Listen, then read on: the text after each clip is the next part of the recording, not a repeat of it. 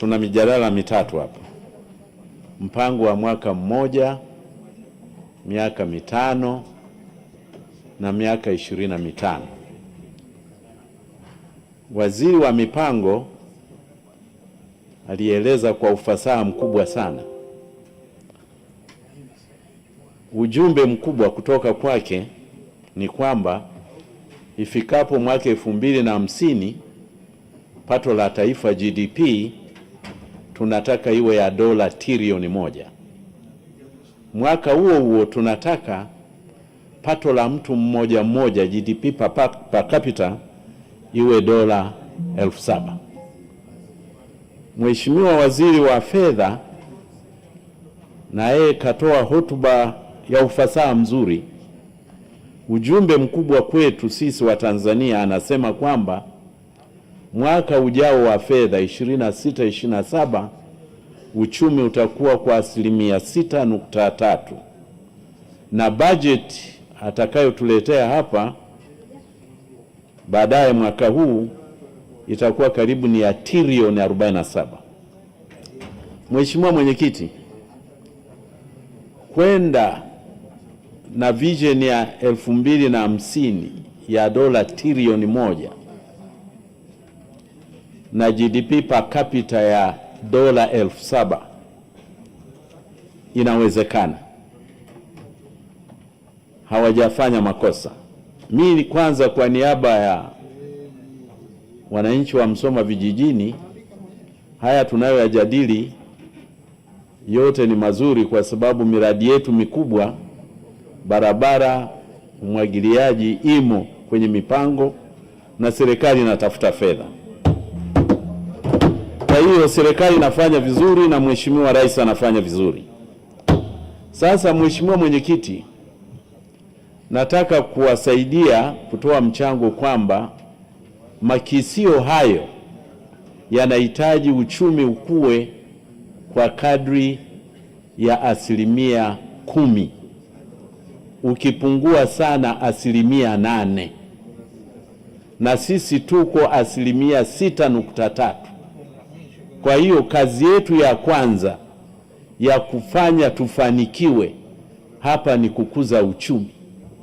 Na kama mnakumbuka, Mheshimiwa Waziri wa Mipango amesema kwa takriban miaka 20 uchumi wetu umekuwa kwa 6%.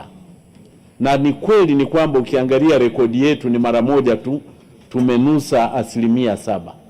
Lakini wataalamu wa uchumi walivyoandika toka miaka ya 80 wanasema kama nchi maskini nataka kupunguza uchumi, kupunguza umaskini kwa kasi, lazima uchumi ukue kwa 8% na sana 10%. Sasa hili linawezekana. Kwa hiyo Watanzania hatujafanya kosa na mipango yetu sio makosa, lakini twende kwenye uhalisia. Mfano wa mafanikio ni huu: China mwaka 1978 pato lake la taifa lilikuwa karibu bilioni 150. Miaka 25 baadaye, kama miaka 25 tuliyoiweka sisi, pato lake la taifa likawa dola trilioni 1.7. Lakini hayo mafanikio ya China hayo ni kwamba uchumi ulikuwa kati ya 9.1% na 10.1%. Kwa hiyo ndugu zangu, mipango yote tunayoiongea, mawaziri na viongozi wote wakisimama, kama uchumi haujavuka 8%, hatuwezi kufanikiwa. Hilo ndio la kwanza kabisa. Yote tutaongea, bila chini ya 8% hakuna mafanikio. Sasa pendekezo langu la kwanza, ili uchumi ukue kwa kasi ya 10% kwa mwaka na pato la taifa liongezeke twende kwenye dola trilioni 1, kuna sekta za uzalishaji ambazo zinapaswa kuchangia pato la taifa, na mapendekezo yangu ni haya: kilimo na bidhaa za kilimo. Kilimo ichangie 35% ya GDP. Uchumi wa gas, natural gas, labda baadaye tutapata na mafuta, uchangie 25%. Madini bado sana, inapaswa ichangie 20%. Utalii 15%.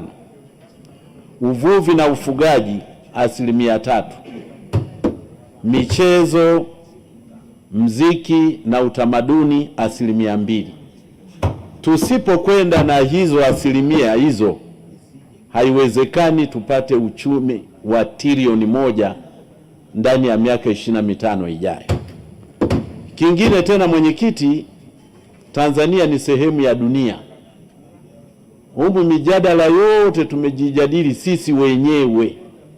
Majadiliano huwa yaendi hivyo. Huwezi ukaweka mipango ya maendeleo unajijadili wewe mwenyewe. Ni lazima ulinganishe, ndio utaona kwamba unafanya vizuri au unaenda vizuri. Kwa hiyo makisio ya uchumi wa dunia mwaka huu makisio ni dola trilioni 124. Ndio GDP ya dunia mwaka huu, trilioni 124 dola. Na nchi 5 bora hizi nimezichukua, baadaye mtaona umuhimu wake. Ya kwanza ni Marekani, ina uchumi wa trilioni 31.8. Ya namba 2 China 20.7. Namba 3 Ujerumani 5.3 trilioni. Ya 4 India 4.5 trilioni. Ya 5 Japan 4.46 trilioni. Cha muhimu hapa kuangalia, sisi watu wa Afrika tujifunze kutoka kwa China na India. Kwa mara ya kwanza toka mwaka jana, India imekuwa namba 4 duniani. Sasa nimechukua hizi nchi mbili, mwenyekiti, nikalinganisha na nchi za Kiafrika ikiwemo Tanzania. Kwanza tunaenda kwenye ubora, uchumi unavyokuwa. Nimeangalia karne ya 20 na karne ya 21. Karne ya 20 nimechukua mwaka 1960. Exchange rate, yani dola moja ya Marekani mwaka 1960, dola moja ulikuwa unapata yuani 2.6 za China. India zilikuwa rupii 4.7. Kenya ilikuwa shilingi 7.14, na Tanzania ilikuwa haijawepo. Tanzania ilikuwa Tanganyika mwaka 60, ilikuwa shilingi 7.3 kwa dola moja. GDP per capita mwaka huo wa 60 huo, China ilikuwa dola karibu 90, India 85, Kenya 103, Tanganyika ilikuwa dola 276. Kwa hiyo tunavyojadili hivi, wa Tanzania tuweke maanani, tulishawahi kuwa kiuchumi, tulishawahi kuwa juu ya China, India na Kenya mwaka 60. Mwaka 80 dola moja ya Marekani ilikuwa yuani 1.5, rupii 7.86, Kenya shilingi 7.03. Tanzania sasa 80 tulishakuwa Tanzania, dola moja ilikuwa shilingi 8 na senti 2. GDP per capita ya mwaka 1980, China ilikuwa dola 195, India 271, Kenya 435. Tanzania bado tulikuwa tunazidi hizo nchi kwa sababu GDP per capita yetu ilikuwa karibu dola 479. Kuingia karne ya 21 ina takwimu nyingi, nimechukua mwaka jana. Exchange rate, Mchina na India wamebaki pale pale. China ilikuwa yuan 7, India rupii 90, Kenyan shilling to dola ilikuwa 130. Tanzania exchange rate yetu ilikuwa zaidi ya dola shilingi 2460. GDP per capita, China imetuacha tulioishinda. China sasa GDP per capita ni dola 13,806. Imekuwa huko tunapokwenda upper income, upper middle. India ni dola 2,900, Kenya dola 2,550, Tanzania dola 1,302. Kwa hiyo waheshimiwa, tunachojadili hapa, tunataka kutoke GDP per capita ya dola 1,302 ndani ya miaka 25 tuende dola 7,000. Haiwezekani kufika huko kama uchumi wetu hautakuwa kati ya 8% na 10%, na hasa zaidi ya 10%. Sasa nilitoa ahadi ya kuwapa vyanzo vipya vya fedha. Mwenyekiti, niongeze dana. Kangu umesema unanipa dakika zako ha? Haya, Kanga ananipa dakika zake hapa kusudi niwapatie vyanzo vipya vya fedha. Cha kwanza, ambapo tukitaka huo uchumi ukue, vya kwanza nimeshawapatia zile asilimia zile za zile sekta 6 zituchangie hizo hela, kilimo nini. Cha pili, na nashukuru mheshimiwa profesa ulikitamka, ni lazima tuanzishe kitu kinaitwa wealth funds za natural resources. Yaani hapa topic ni kwamba, sijui Kiswahili chake, unajua wengine sisi tunatoka bara Kiswahili kibaya, lakini tuongee lugha inayojulikana duniani. Natural Resources Wealth Fund. Ndugu zangu, bila kupata hii uchumi wetu hautafanikiwa, na nashukuru mheshimiwa waziri wa mipango ametaja. Sasa wealth fund ya kwanza ni Natural Gas Sovereign Wealth Fund kama ya Norway. Norway walianzisha mwaka 1990, sasa hivi wana dola trilioni 2.2, na wakimgawia kila Norwegian anapaswa kupata dola 340,000. Na Sovereign Fund ya Norway imenunua hisa kwenye stock exchange dunia nzima.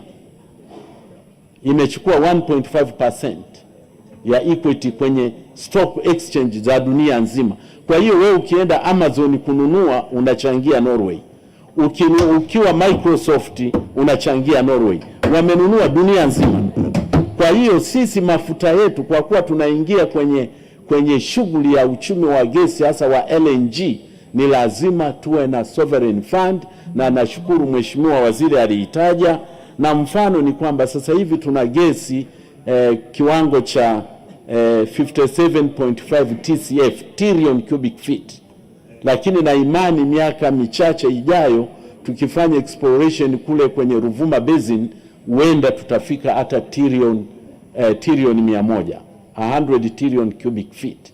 Ni gesi nyingi, na hiyo ndio itatufikisha huko kwenye uchumi wa trilioni 1. Cha pili, ni lazima tuanzishe Mineral Wealth Fund. Hatuwezi kuwa tunafurahia tu dhahabu imechangia, lakini kama mlivyosema dhahabu inaisha, vizazi vingine havitapata. Kwa hiyo tutakuwa na fandi mbili za mafuta na gesi, iwe na fund, halafu tuwe na fandi nyingine ya madini tu. Na mfano ni kwamba, kwa mfano dhahabu, mwaka Januari, bei ya dhahabu Januari 2020, yule mchimbaji mdogo, ilikuwa aunzi moja ilikuwa dola 1,500, lakini Januari mwaka huu aunzi moja ni zaidi ya dola 5,000. Sasa unaona kuna tofauti hapa, lakini sisi tunachukua mambo kama ya kawaida, lakini tulitakiwa hiyo faida tuweke fandi, tuzifungie mahala fulani hizo fedha. Kwa hiyo tutakuwa hii ya madini tutatumia dhahabu, tutatumia tanzanite. Cha ajabu ni kwamba mwaka 2024 cha India ambayo haina tanzanite, export yake duniani ilikuwa dola 80 milioni, na Tanzania sisi wenye tanzanite export yetu ilikuwa 19.2 milioni. Kwa hiyo tunampa Muhindi, anachonga, anasafirisha. Sisi wenye tanzanite tuko chini kabisa. Tutatumia tanzanites.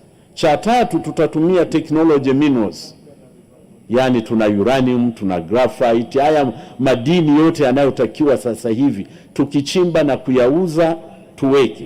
Na la nne kwa upande wa madini ni helium, gesi ya helium ambayo kule Rukwa tumeshagundua tuna karibu 170 billion cubic feet of helium gas.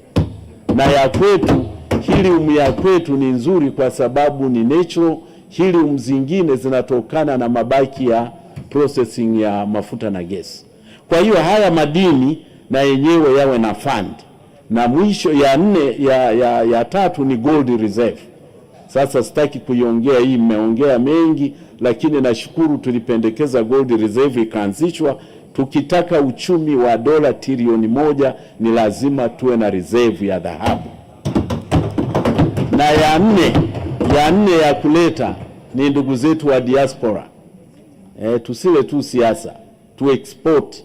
Na hapa ndio watu wanaodharau elimu, watu waliosema mkidharauliwa inabidi muwe mnakuwa wapole, lakini uwezo kaikwepa elimu hata iweje. Kwa hiyo mkitukanwa mliosoma kweni wapole tu, hakuna mtu anaweza kukwepa elimu, kwa sababu hawa labor export diaspora wanaoleta hela ni wale wasomi wataalamu wanaopata mshahara zaidi ya dola 10,000 kwa mwezi. Kwa hiyo hapa nikiangalia remittance, kwa nini nasema la wasomi? Tuwekeze watoto wasome. Remittance watakaoleta hela nchini mwaka 2025, mwaka jana, India imevuna dola bilioni 135. China imevuna dola bilioni 50. Kenya imevuna dola bilioni 5. Tanzania tumepata milioni 800. Kwa hiyo hiki nacho ni chanzo cha pili. Cha mwisho ni ambayo msemaji mmoja mbunge nadhani ametaja vizuri. Ndugu zangu, hakuna kusema kwamba serikali isifanye biashara. Hayo ni mambo ya kizamani. Sasa hivi Uingereza imeanza kutaifisha hata reli zake. Kwa hiyo Wachina wanaendesha dunia ni kwa sababu serikali ya China inafanya biashara. Kwa hiyo ndugu zangu, lazima tuwe na state capitalism. Nakuja kumalizia ya mwisho. Tuwe na state capitalism. Dakika mwisho ya huyu namalizia moja tu hii. Mwenyekiti, moja. Kwa hiyo tuwe na makampuni ya kitaifa ambayo yataweza kuwekeza, kwa mfano migodi, tuwe na kabisa na makampuni yetu huko railways na nini. Na mwisho, na hili na muhimu sana, matumizi yetu ya umeme ya sasa hivi, waheshimiwa mipango, sijui tunasema tuna kilowati ngapi, tuna megawatts ngapi. Mipango yetu kufika mwaka jana zilikuwa ziwe megawati 10,000. Haiwezekani twende na uchumi wa dola trilioni 1 na umeme mdogo kiasi hiki. Mfano mzuri ni hapa China na India. Na uzalishaji wetu wa umeme ni lazima tuzalishe kutoka kwenye jua, upepo na joto ardhi, geothermal. Mfano sasa, namalizi hii ndio ya mwisho kabisa, sasa kusumbua, ni kwamba sola. Ndugu zangu, nimewapatia hii muipate solar power. India tumesema China ndio ya pili duniani kwa uchumi. Angalia umeme unaozalishwa kutoka kwenye jua, umeme jua, sola, wana gigawatt 1,200. Maana yake ni megawatt 1,200,000. Megawatt 1,200,000 za sola. India ambayo ni ya 4 duniani kiuchumi, umeme jua, solar energy, wana gigawatt 136. Inamaanisha 136,000 megawatts. Tukichukua umeme, China ya pili duniani kiuchumi, umeme wa jua wa upepo una gigawatt gigawatt 640, inamaanisha megawati 640,000.